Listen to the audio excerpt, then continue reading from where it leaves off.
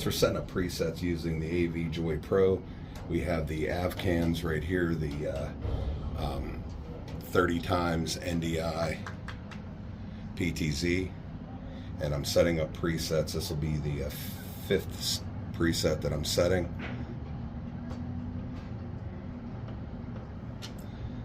So to set it, I gotta make sure I don't have quick call clicked. I'm gonna hit 5, preset, and then store. I'm gonna move it a little bit. Get a red zone preset. Got 6, preset, store. Then I need to get to the goal line. Move that in.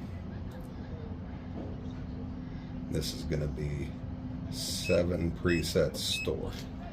So now, with the quick call enabled, if I go back to 1, that's going to take me to this side. 2, 3, 4, 5, 6, and then 7 will be the goal line. And now I'm going to set up one more that is going to be a wide shot for my kickoff, which will be 8. So I'm going to come in where the 50 is about in the middle, bring it down a little bit, and back out. So use something like that for kickoff. I got to disable the quick call. 8, preset, store.